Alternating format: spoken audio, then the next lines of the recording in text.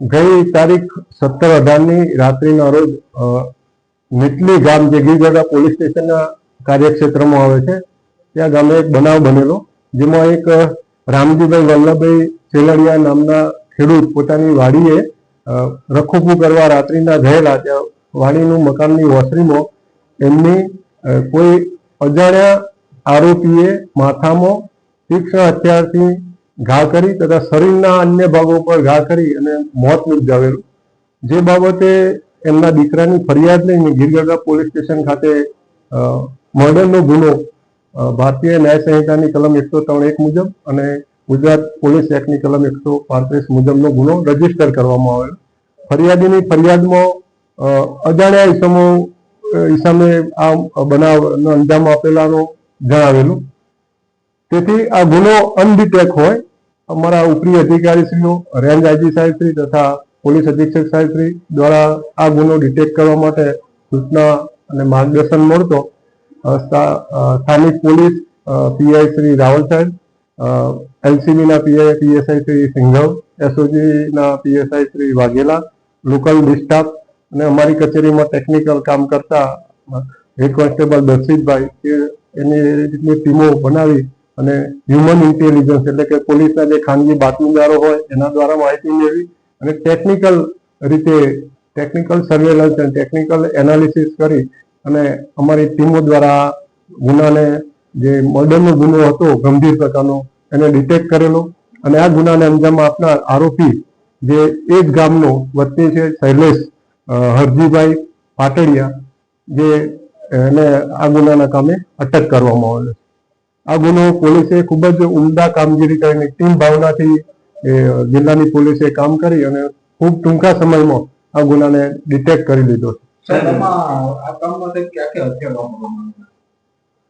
આ ગુનામાં જે હથિયાર એ તપાસ હજુ હથિયાર રિકવરી અને એ બધું તપાસનો વિષય છે. એટલે કયું હથિયાર વાપર્યું છે એ પર્ટિક્યુલર આરોપી ગુનાની તપાસ દરમિયાન એની ડિસ્કવરી રિકવરી પંચનામાના અંતે મળી આવે હથિયાર ત્યારે કહી શકાય ચોક્કસ વર્ણન કે કયું હથિયાર વાપર્યું. એટલું નક્કી છે કે કોઈ તીક્ષ્ણ હથિયાર દ્વારા ઘા કરવામાં આવે. હથિયારમાં જે આરોપી છે એની વર્તણૂક થોડીક એવું છે કે એનું એવું માનવું હતું કે એના બાપુજીએ મરણજના રામજીભાઈના મોટાભાઈની વાડી એ ભાગે ખેતી કરવા માટે રાખેલી હતી. તો એમાં એને પત્ની, આરોપીની પત્ની અને બીજા ઘરના સભ્યો પણ કામે જતા એટલે પત્નીના કેરેક્ટર બાબતે શક એમ રાખી અને આ એક કૃત્યને અંજામ આપેલો છે. આરોપી જે નીટલી ગામ છે એની આજુબાજુ જંગલ વિસ્તાર છે, તેઓ જંગલ વિસ્તારમાંથી આરોપીને પકડવામાં આવે. એ બાબતે તપાસ ચાલુ છે. હાલમાં તો એક વ્યક્તિ જે આરોપી છે શૈલેષ એને આ કૃત્ય કરેલાઓનું એની કબૂલાત પણ છે. એટલે પણ તે અન્ય કોઈ આરોપી છે કોઈએ મદદ કરી શકે એ દિશામાં હાલ તપાસ કરવામાં આવશે. હત્યા કયા સમય દરમિયાન થઈ હતી? હત્યા જે અમારી પીએમ કરાવી એના ઉપર અને ડોક્ટરશ્રીનું જે મૌખિક ઓપિનિયન છે એ પ્રમાણે લગભગ 17/18 રાત્રે છે અને 12 વાગ્યા પછી આ બનાવ બન્યો હોય એવું એક તારણ છે. ચોક્કસ સમય તો ના કહી શકાય પણ 12 વાગ્યા પછીનો બનાવ છે.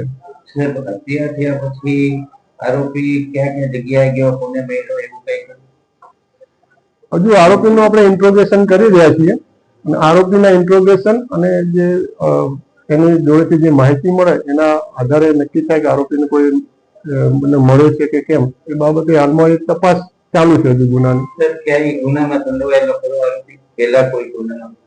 ના, એના વિરુદ્ધમાં કોઈ બીજા કોઈ ગુના છે નહીં.